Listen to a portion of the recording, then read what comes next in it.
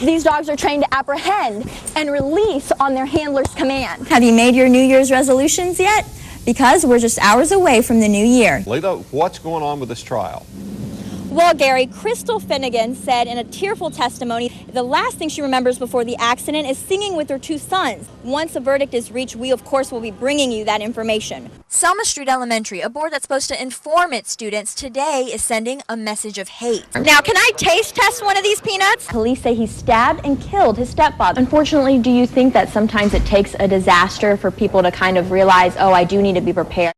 When they found my mom, I thought they were going to tell me that she was all right. But Chantel Floyd quickly learned her worst nightmare had come true. Police say her mother, 50-year-old Deborah Floyd, had been murdered by her ex-boyfriend of 9 years before turning the gun on himself. I don't think nobody ever think my mama leave her like that. It all started yesterday when she didn't show up for work. Ozark police showed up at her home, 150 Deborah Lane, and believed she was kidnapped. They noticed her car was gone, but Thomas McLean, her ex-boyfriend's car, was parked nearby and his cell phone was in her driveway. They were later found in Pike County, both dead in her car. Ozark's Police Chief Tony Spivey says cases like these are often the hardest to handle. Got a lady that's murdered and there is no justice in that because he took his own life. Family members gathered at Deborah's home to mourn her loss, and her daughter Chantel says she only wishes someone would have spoken up. I don't want to tell anybody, if you know anybody that's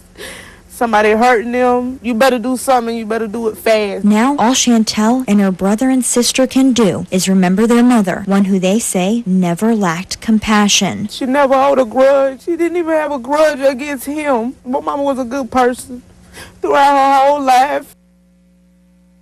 I've pondered that thought several times. Why do children want to make other children feel inadequate? It's a question Principal Judy Fowler asked herself today and has revisited several times in her 37 years working in education.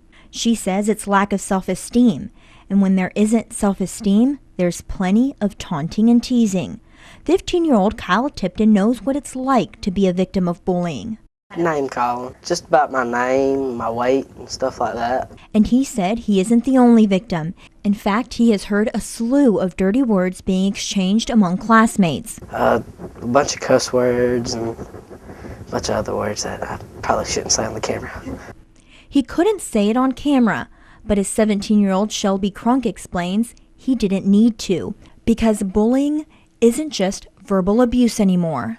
Text messages are sent around sometimes that aren't ever really nice.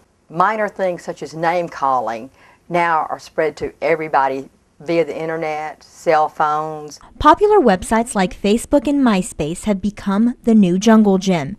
And instead of passing notes, students just hit send. But will it ever stop? Alabama passed an anti-bullying law in October called the Student Harassment Prevention Act. Could that be the solution?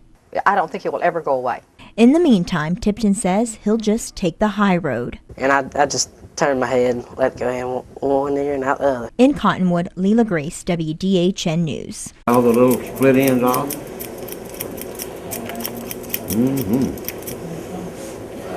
You're looking better now. Ray Rayleigh steps back and admires his work. A trim, a buzz cut, it's all part of the job. Ray's one of those guys who whistles while he works, or should we say, sings while he snips. But he isn't the only one who carries a tune. A lot of clients sing here. When you first walk in, you think it's an ordinary barber shop, but from the sounds of it, you quickly learn otherwise. Well, it's really a barber shop, but we went ahead and set a stage up so we could have both at the same time. Got two different worlds at the same time here. Ray opened the barber shop about 2 years ago with his twin brother Ralph, and it wasn't long after that the sound of a barber at work made perfect harmony with the town's musicians. But before they came to the Wiregrass, they opened a barber shop in Atlanta. Maybe you've heard of their clients. Hank Williams Jr., we used to do all of them. Yeah, just about every celebrity you can name in the music business at one time. But now they call Taylor home and cut the hair of the talent found in this town.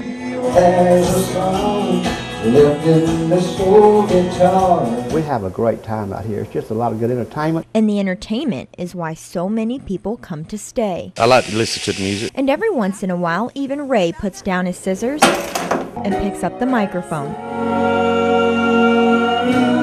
That's Tennessee.